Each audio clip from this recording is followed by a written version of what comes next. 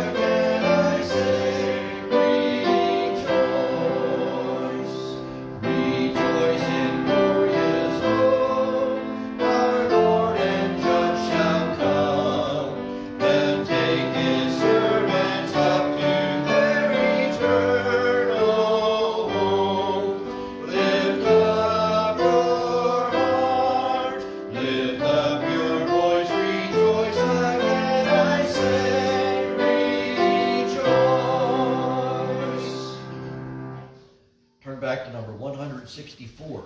164.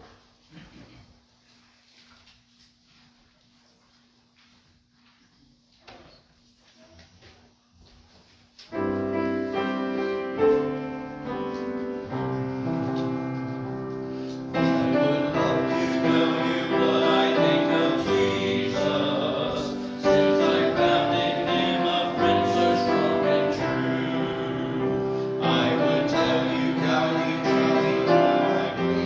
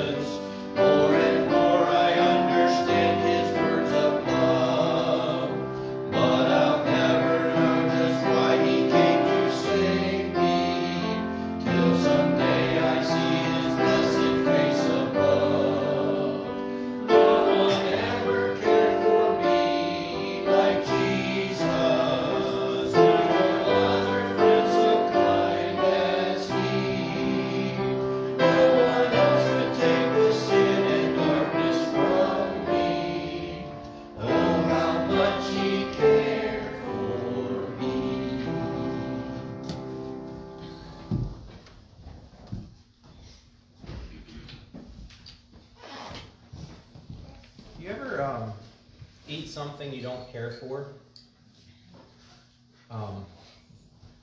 Trying to think. Tomatoes are something that I just don't eat. Something I don't care for at all. And I have boys that don't care for things, and then it's a fight to make them eat them. I remember my mom she was terrible to me growing up. There was this awful casserole she made.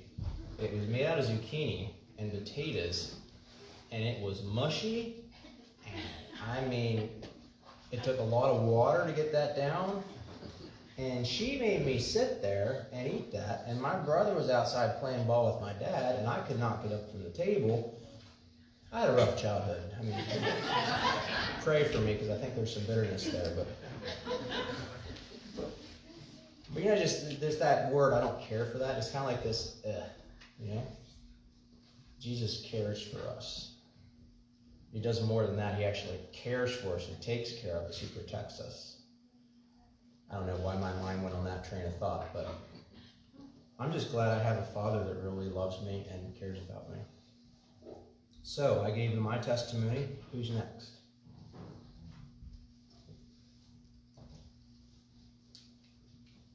I just want to praise God. He's brought me through so much the past year. Yeah.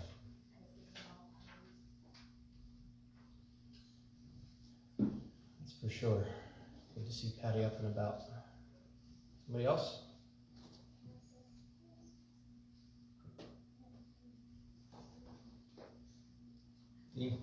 Praise the Lord for church family here.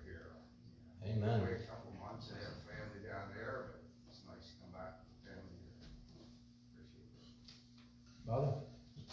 Me and my wife want to thank the Lord for the revival week we had. It was very entertaining and very inspiring 4 days. Really enjoyed it. And FYI, if someone didn't get the services and you want to listen to them, they are on the website. You can listen to them. They're not live streamed as you can see, but you can listen to them. Sunday mornings is a live stream. You can watch that one on Facebook or YouTube, but the rest of them are on the website.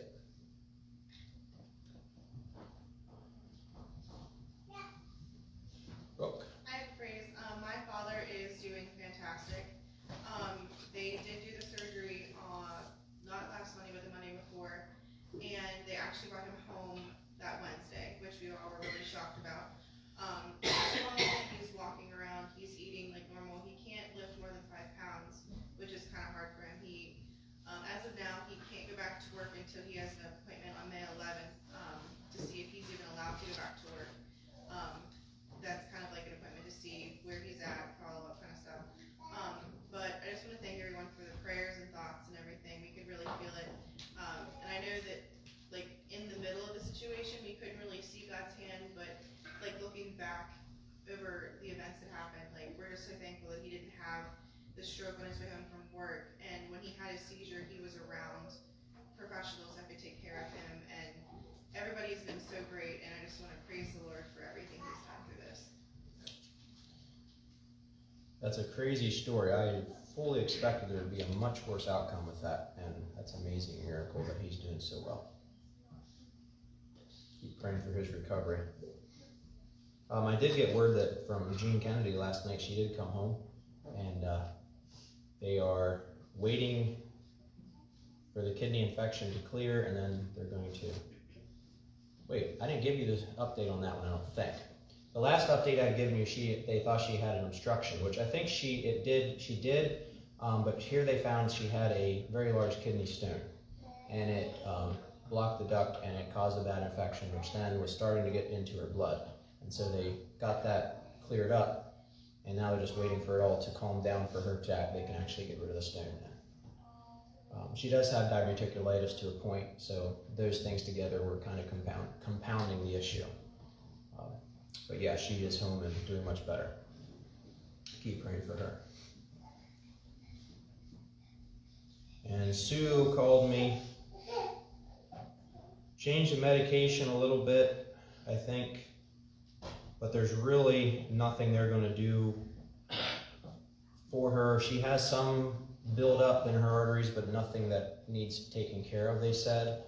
And he's just going to have a follow-up visit here again later on to see how she's doing. So keep praying for her that this medicine will help with that.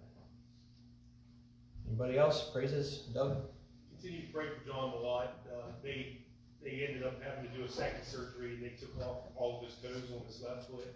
So the doctors thought that might be better to just go ahead and do that now. But originally they had planned to do that, but after they looked at things, they thought it'd be better for healing and stuff to go ahead and do that. But just pray that he'll change his eating habits and follow the doctor's orders. And he's a little bit bull-headed, so just need a little help there. But yeah, so far so good. I mean, the surgery went well. They're saying good things. It's just it's going to be a long process. Okay. That's big. Pray for him. That's tough.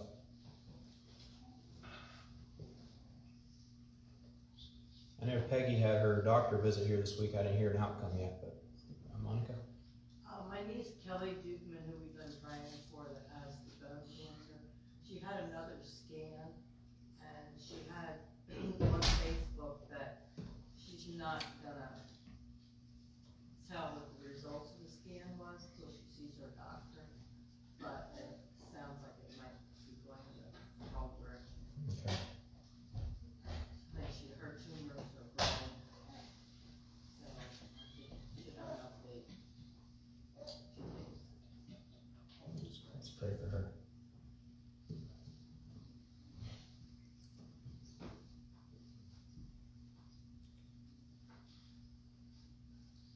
Anybody else?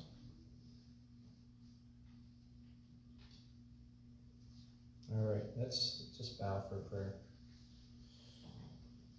Lord, thank you we can be here. We thank you that we have our church family, that we have this group of people that are connected to each other through you, that we have a relationship that binds us together, that we can come to each other for support and care. Help us to reach out to each other and show the love and concern that we need to show for each other, and give us peace and grace as we move through these trying days that we're facing. We think of various ones that we've been praying for. Just think of Al and Darlene. Thank you that we're able to see him a little bit here, and just keep strengthening him, and be with Tim this morning. Give him a special touch. Encourage Glenda. Be with Peggy. Not sure what the outcome was of her last visit, but be with her. Give her a special touch. Be with the Horner family, and be with Louisa, Sabrina, Christina, all these ones that we've been praying for some time. Thank you for the good report on Sue. Help this medicine to work and help her to do well with it. Be with Jean this morning. Thank you that she was home now, and continue to heal her and give her strength and recovery. Help John a lot, Doug's uncle that's struggling. Would you just be with him and help him to be able to adjust properly and do the things he needs to do to maintain health. Be with Dallas this morning as he's recovering at home. Give him a special touch. Thank you for the way you've been with Dave Kiefer. Just continue to help him. And then be with Kelly, Monica's niece. Give her a special touch. If it's spiritual, meet her spiritual needs as well. We thank you, Lord, and we can bring our burdens to you. We thank you that we can worship you. We can praise you. And just thank you that you're our friend. Be with us again this morning. Help us to hear from you. In your name, amen. Yeah, I forgot to say Dallas did have his surgery. He had a lead, his pacemaker lead came undone. He had to get that fixed. And so it could have been a little bit serious had it not gone right, but everything went well. And he's home, and supposed to change his activities a little bit so it doesn't happen again. But keep praying for him. Remember, there is no church this evening, and it's going to be a beautiful day, so go out and enjoy the sunshine. Next Sunday night, it's our fourth Sunday night. Some of you should know Darryl Potiker. He spoke here last spring, I think it was, right before we shut down for COVID. He is going to be sharing with us on My Brother's Keeper. Are you familiar with that program? Have you heard of it?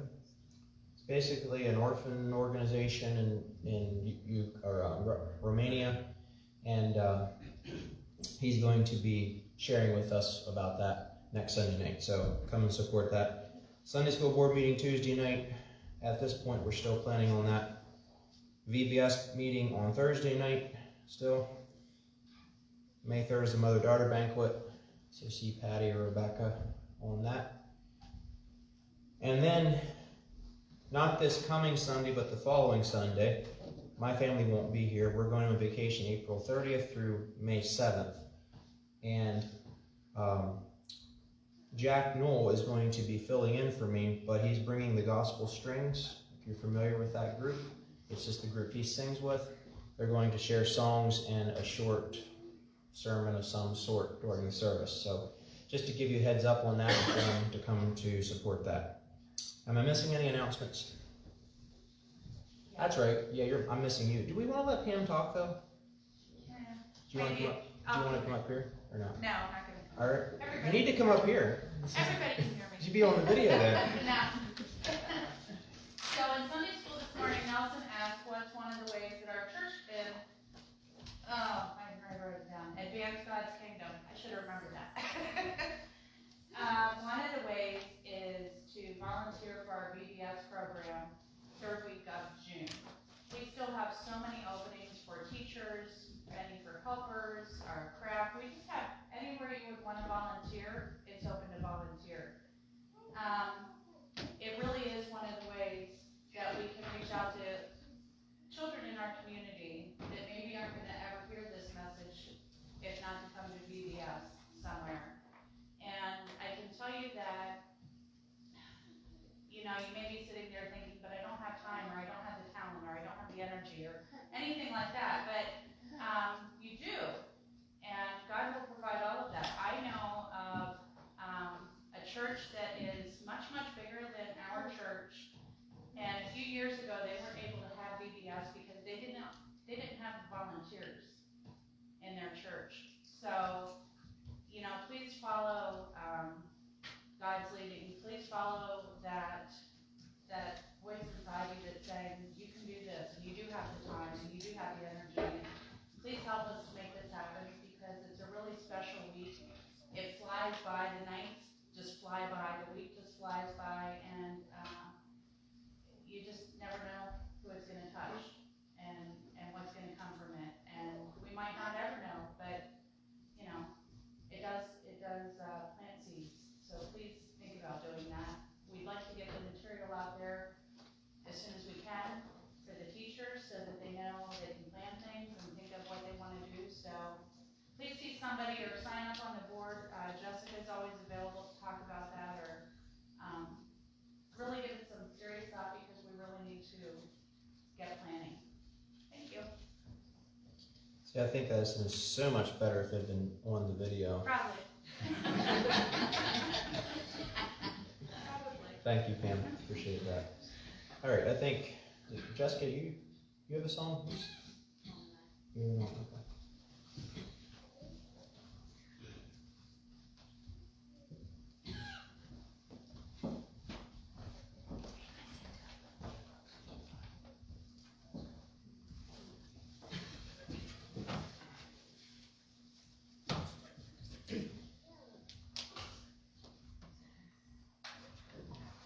We're singing The Power of Your Love.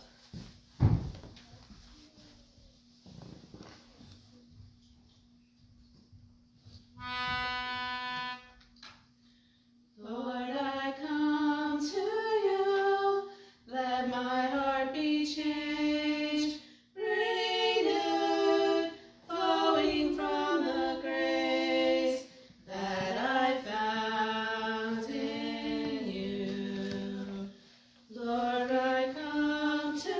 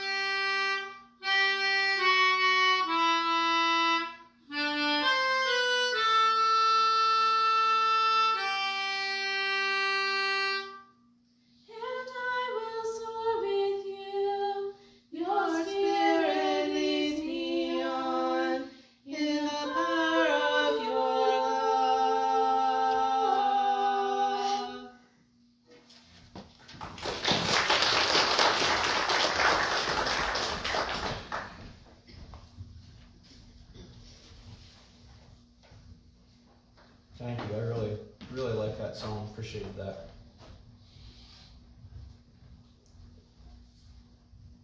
To start out this morning, if you would turn to Psalms, it's on now, 49. Turn to Psalms 49.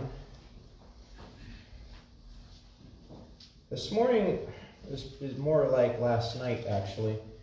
I was really struggling which route to take today. I had a sermon all prepared, and then I found out there's going to be a number of people not here.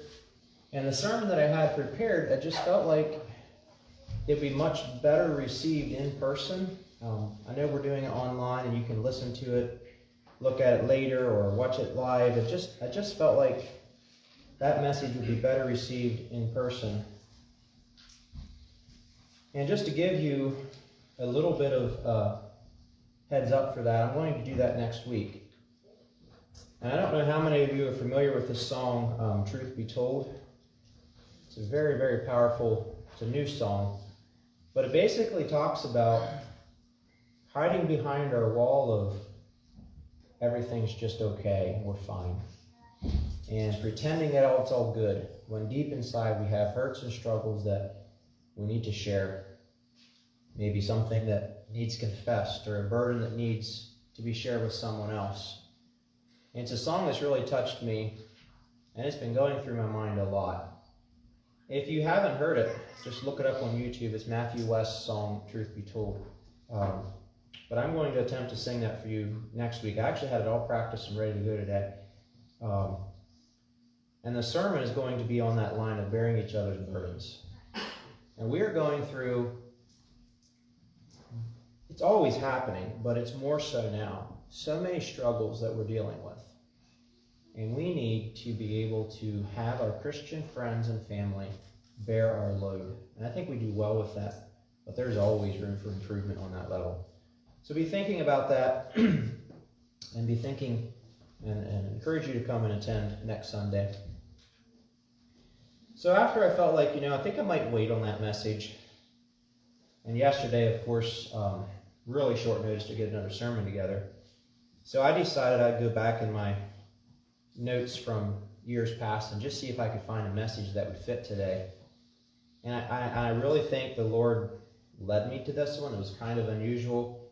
I opened my, I have all my sermons printed from when I started here at Montgomery. At some point, I'm probably going to stop doing that because it takes up a lot of space. But at least for now, it's nice to have them printed out. And I just opened up the first book from 2014 when I started here, and I think the first message I preached here, or thereabouts, was this sermon.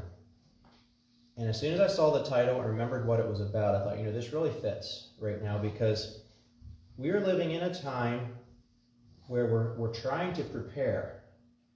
There's all kinds of worst case scenarios that are going to happen, all kinds of conspiracies flying around, so you need to prepare. You need to stockpile. Toilet paper was one example of that. A dumb one, but toilet paper was gold for a while, Now it's in skids sitting in stores. It's like they have plenty to go around now. But I think of financially, in some cases even food. We got to save up, we got to prepare. And you know what? We don't know if that's going to do us any good. I'm not saying it's wrong to prepare. But saving up money, and I think you should save. I'm not saying you don't. But preparing for the future on earth.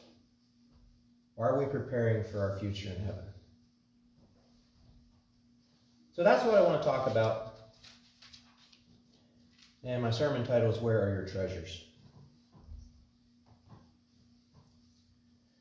This is going back when I first preached this sermon, when I first put it together. It was the beginning of 2013.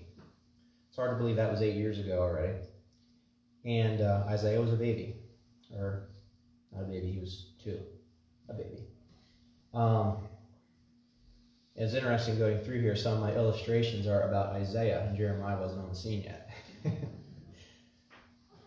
But in Psalms 49, I was reading this in my devotions a particular morning in 2013, and this doesn't always happen to me, But as you know, I had a lawn care business, so I was kind of rushing through my Bible reading and was going to go out and mow grass. And those it had to have been on a Thursday, because on Thursday is when I did my McDonald's routes and did all the McDonald's stores that I did. And so I was kind of rushing through that, and I read Psalms 49, and it was one of those times where I put the Bible up and felt this. You call that reading? Get that back down and read it again. And literally, that's how I felt. But the Lord told me that. So let me read what the Lord showed me. I'm not going to read the whole chapter. Psalms 49, verse 6. They that trust in their wealth and boast themselves in the multitude of their riches, none of them can by any means redeem his brother, nor give to God a ransom for him. For the redemption of their soul is precious, and it ceaseth forever. That he should still live forever and not see corruption. For he seeth that wise men die, likewise the fool, the brutish person, perish, and leave their wealth to others. Their inward thought is that their houses shall continue forever, and their dwelling places to all generations. They call their lands after their own names. Skip down to verse 16. Be not thou afraid when one is made rich, when the glory of his house is increased. For when he dies, he shall carry nothing away. His glory shall not descend after him. Though while he lives, he bless his soul, and men will praise him. Praise you when thou doest well to thyself. He shall go to the generation of his fathers. They shall never see light. What was really cool after reading this again, and I still remember it pretty clearly actually, I got in my truck and hooked up my trailer and went to the first McDonald's, and that was in Gettysburg, so it was about a 20-minute drive, and started mowing. And as I was mowing, this passage was going through my head, and I was going through a struggle at that time, which led to this. But as I was mowing, the Lord started giving me the outline. And I'd get off my mower and go over to my truck and write the notes in my book and go back and mow some more and go back and write it down. It was really neat. So the Lord can talk to you on a mower. It's actually a really good place to talk to the Lord. And there's been times when I've gone through discouragement thinking about other people and their accomplishments and the wealth they've achieved and feeling like I haven't gotten very far, and I should have more to show for my efforts. And I'm sure all of you have similar thoughts like that. Human nature can sometimes be really annoying. It's never a good idea to compare yourselves to others financially. Or just compare yourselves, period. Just don't compare yourself to others. It's not a good idea. But either you're going to get discouraged because you're just not nearly as well off as they are, or you're going to get proud because I'm so much better than they are. Either way, it's going to leave you in not a very good place. So at that time, and I distinctly remembered, I was going through a time like that. And believe it or not, I was comparing myself to my brother. He was younger than me. And if you have a younger brother that's doing better than you, that is not a good place to be in, especially when you're young yourself. And I still consider myself young, but we are talking 10 years ago. And I really struggled with that. And I will tell you, after working through this sermon, the Lord lifted that, and I haven't dealt with it since. One of my younger brothers does better than me, good for them. So I've matured so much.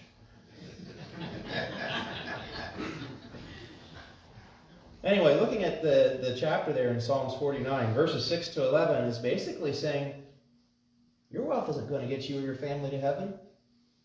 You're going to die and leave that wealth to others. That's great. Good. You might leave big things for other people, but that's not doing a blessed thing for you. Verses 16 to 19 basically told me that don't get discouraged if someone else is doing better financially or whatever than you, because you're not taking anything with you when you get to heaven. A rich person might get praise and glory here, and it says that in that passage. They might get all kinds of accolades for all they've accomplished, but does that do anything for them eternally?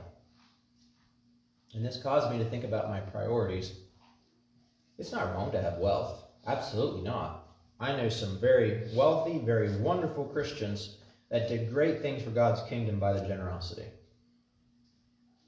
Wealth isn't wrong, but if we allow wealth to take our gaze off of God, and take our focus off of God, then it's wrong. We need to focus on God and view anything materially as just that. It's just material. It's going to be gone, and we'll talk about that in a little while. So that led me to Matthew chapter 6. So go ahead and turn there, please. And it talks there in Matthew chapter 6. It's a very familiar passage about laying up treasures in heaven. And that's where I want to draw our text from this morning. Matthew chapter 6, 19 to 21.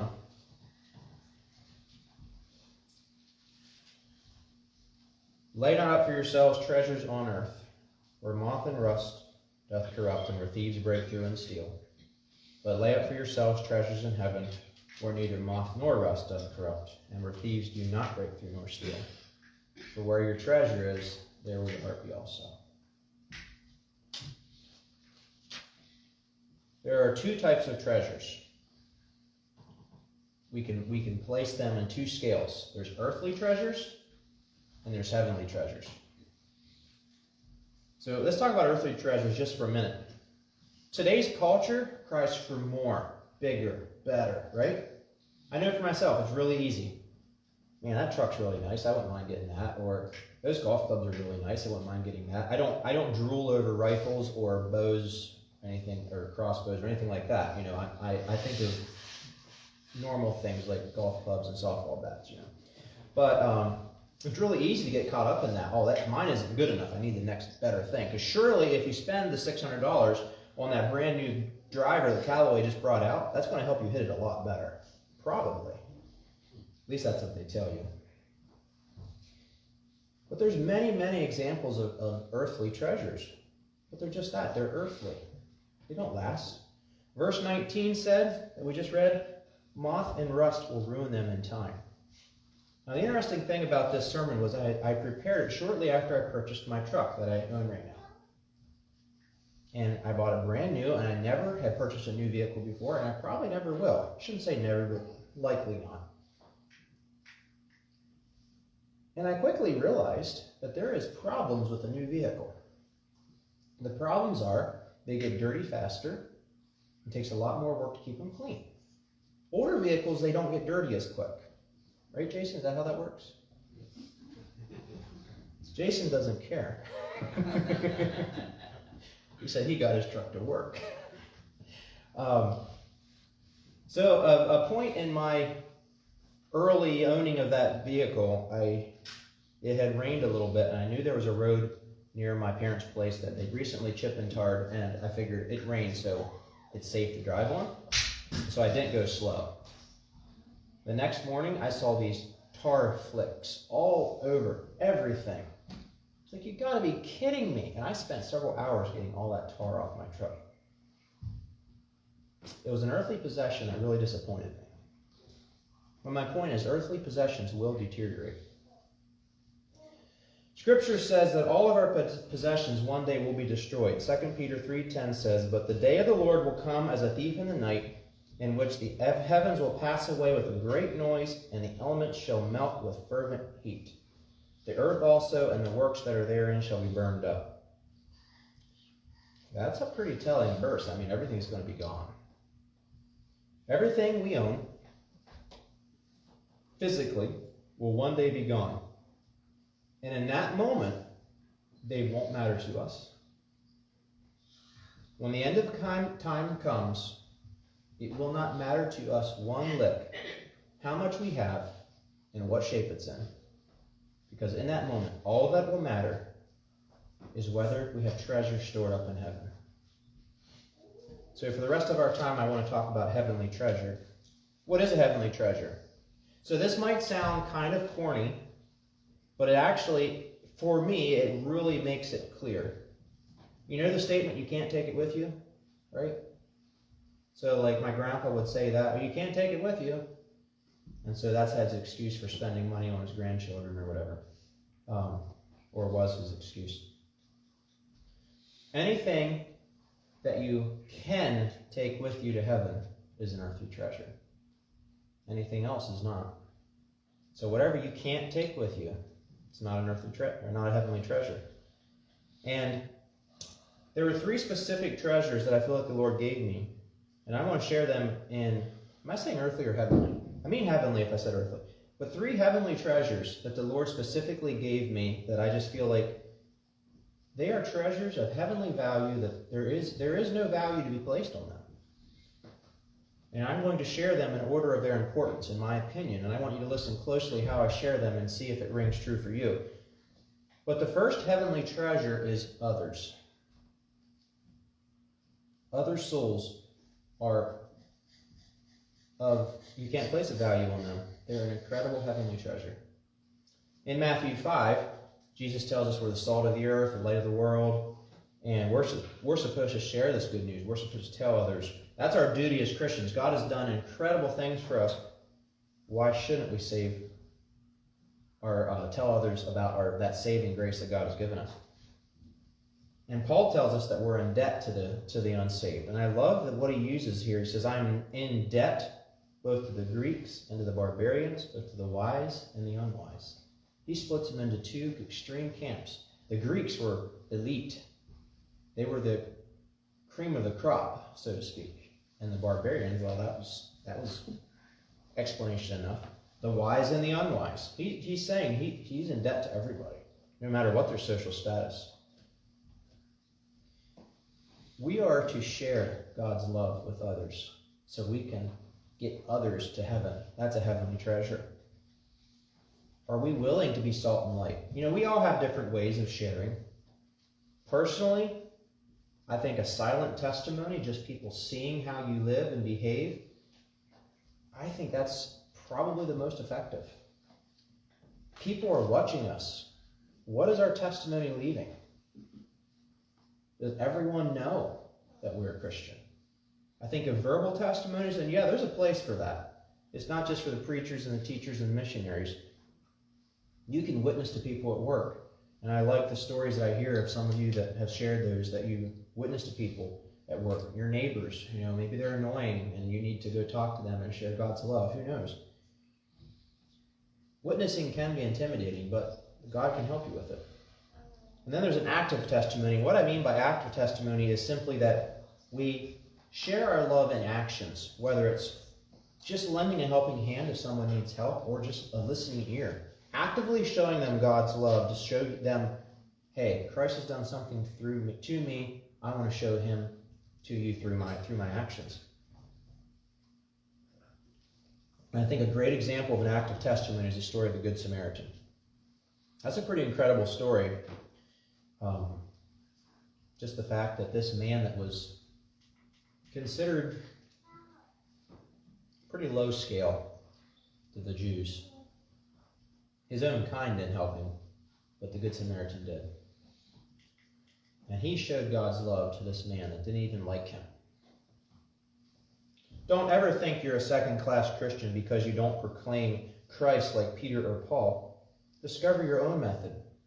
Then get out of your chair and do it.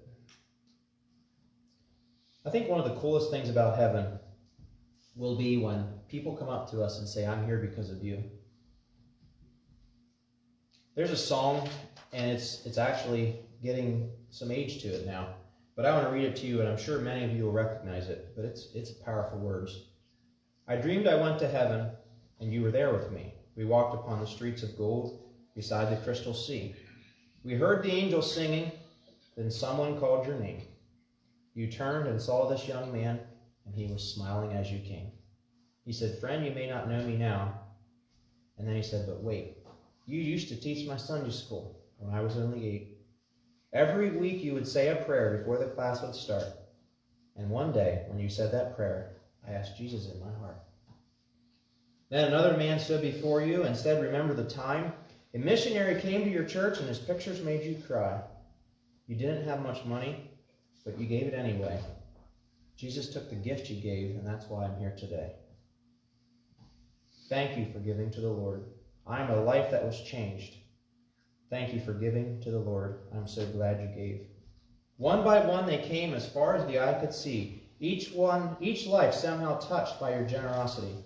Little things you had done, sacrifices made, unnoticed on the earth, in heaven now proclaimed. And I know up in heaven you're not supposed to cry, but I'm almost sure there were tears in your eyes as Jesus took your hand and stood before the Lord and said, my child, look around you. Great is your reward. we influence souls for heaven, that's a heavenly treasure. And I had to stop and think about Martha Horner as I was sharing this, and how the Pilkertons shared with me that Martha was such an impact on them. We don't know who we're impacting, but let's store up earth or heavenly treasures in the form of other souls. And then another heavenly treasure is our family. 3 John 1 verse 4 says, I have no greater joy than to hear that my children walk in truth. Our family, our children, are precious jewels that we need to take to heaven with us. Can you imagine not seeing your family in heaven? And I know there are some here that are in that place where maybe you have a loved one that went on that you knew wasn't a Christian, or maybe you have a loved one right now that's not a Christian and you're really struggling with that. I can't fathom not having my boys in heaven with me, or going there and my wife's not there. I know Scripture says there's no sorrow in heaven, but somehow to me that seems really sad. And I don't know how that's going to look. Parents are responsible to lead their children, and I feel this is mostly done by our examples. Children will model what we display to them. We can't say, do as I say and not as I do. And I tell you what, now that I have children that are older, wow, that task is getting harder and harder. Ephesians 6 verse 4, and you fathers, provoke not your children to wrath, but bring them up in the nurture and the admonition of the Lord. Fathers have a heavy load to carry, and great responsibility, not only a protector, but a spiritual leader. Little boys love to imitate their dad. And as I prepared this, I had to think back. What I have here brought back some really good memories of Isaiah when he was about 2. Watching me when I would drive. Someone was getting ready to pull out, and I'd say, stay in there, buddy, or good night, what are you doing? And we're driving along, and hear this little voice back there, good night, hey buddy, or something. And another thing that I would do before I had vehicles that actually were needed less maintenance, I would routinely just stick my head underneath the car and just look, see if there's anything dripping, because I had some times where, say, the water pump broke or something, I had something leaking, and I would just look to make sure everything was dry. Well, maybe I got a little OCD on that and checked it a little bit too many times, because my little boy figured out this thing. And one time, as soon as he gets out of the car, he tucks his head down and he looks under the car. He didn't have a clue what he was looking for, but he was looking. And I think about a mother and how her mission is so incredible, and the influence she has on her children. I can tell you without a doubt, I'm here because of my mom. My dad was an incredible testimony, but my mom was the one that was most active in my life. Then I want to talk to some of you as siblings. Some of you, there's not many here, but if you're watching, be an example to your other siblings. You can even do that as adults, too. Because wouldn't it be awful if one of our brothers or sisters missed heaven because we led them astray by something we did? We think about our relatives, and I would be shocked if someone here said, you don't have a relative that you're praying for that's unsaved, honestly. I think we all do. Don't lose heart. God's not ignoring those prayers. His timing isn't our timing. And honestly, he wants them more in heaven more than we do. You ever stop and think about it that way? They mean more to him than they mean to us. Don't stop praying for them. So our family is a very valuable heavenly treasure. So we have others, we have our relatives, and then we have me. And that's the order of importance, because I think me is the most important. And you think, well, that's selfish. No, it's not. The first and primary treasure that you need to lay up in heaven is your own soul. You need to think about you first when it comes to your relationship with God, because if your relationship with God isn't where it needs to be, you can't focus on these others. 1 Corinthians 2 verse 9 says, But as it is written, eye hath not seen, nor ear heard, neither have entered into the heart of man the things which God has prepared for them that love him. And I spoke on heaven here several weeks ago on Palm Sunday. But if you ask yourself the question, am I ready for heaven? It's not something we ask ourselves enough, I don't think. Am I ready for heaven? Maybe someone here hasn't. Maybe you never asked, am I ready for heaven? Well, ask the question, because God's standing there. He wants to accept you, arms wide open. Or maybe there's somebody that's been a Christian for a long time and it's kind of like, I'm doing good and I don't need to ask that question anymore. Really, we need to ask that question every day. Am I ready for heaven? Something needs straightened out. And if I stop and think about that, am I ready for heaven? There's usually something that, I could probably fix this, or I could probably change this. There's always improving that needs to be done. As far as I know, no one is beyond improvement until we get there, until we get to heaven. So if we're faithful to the Lord, we're going to experience a heavenly treasure that far outshines anything we could ever imagine here on earth. And the only way to do that, and it's really quite elementary, but we need to be remembering this, we need to focus on God and not earthly stuff.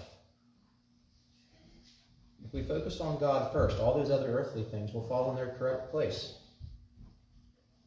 And you can fill in whatever you want for things that you need to be doing to help your spiritual life. Need to pray more, need to study the scriptures more. Maybe your church attendance has slacked off and you need that connection with other Christian friends. Maybe some of your attitudes, whatever. You can fill those in.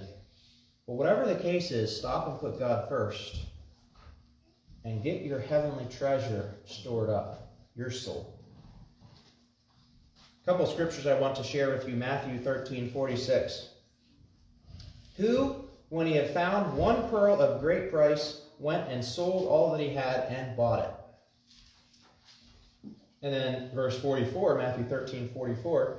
Again, the kingdom of heaven is like unto a treasure hid in a field, in which a man hath found, he hides, and for joy thereof goes and sells all that he has and buys that field.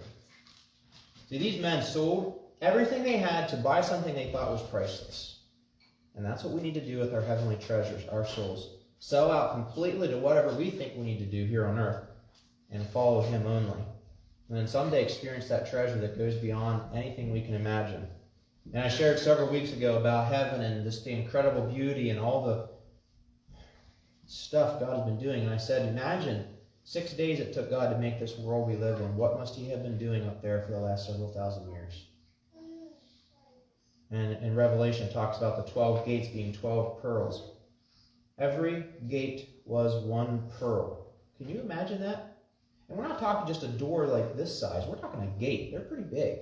Of one solid pearl. The street of the city was gold as if transparent glass.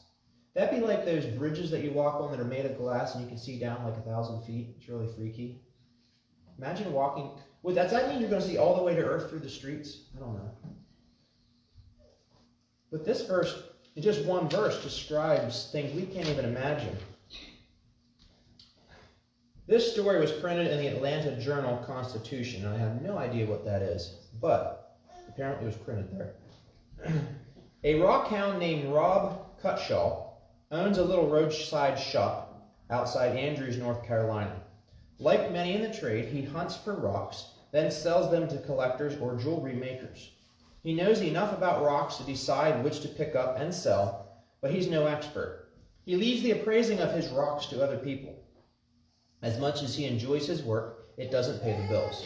He occasionally moonlights, cutting wood to help put bread on the table.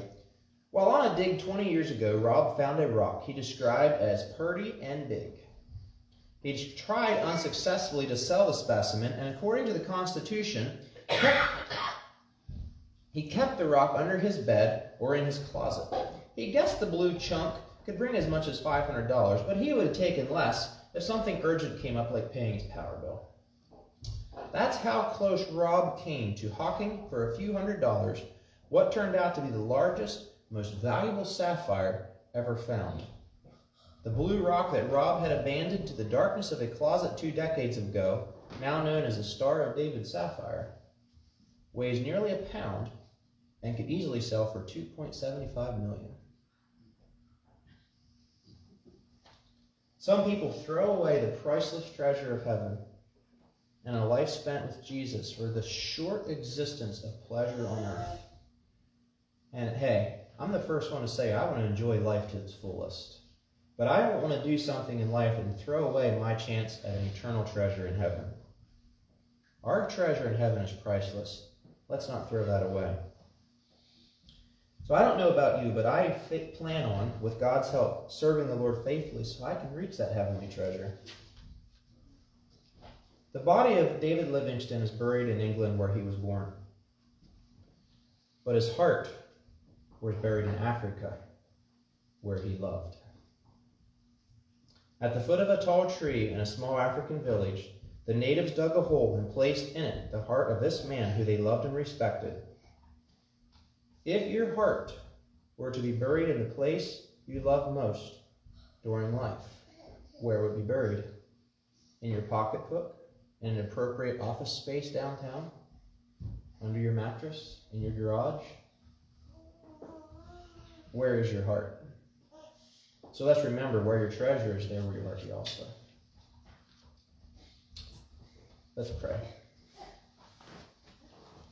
Father, we thank you for this incredible thing you have given us called an earthly or a heavenly treasure, that you have provided such an incredible place for us to go and live. Help us to enjoy life. Help us to live it. But help us to focus on the reality that heaven is our eternal dwelling place, and we need to make that our eternal dwelling place, and that we don't lose sight of that for a little bit of living here on earth. Help us to share this with others and take others with us. Go with us now today. Would you give each person here in this service and everyone watching online just a good day in you. In your name we pray. Amen. Thank you for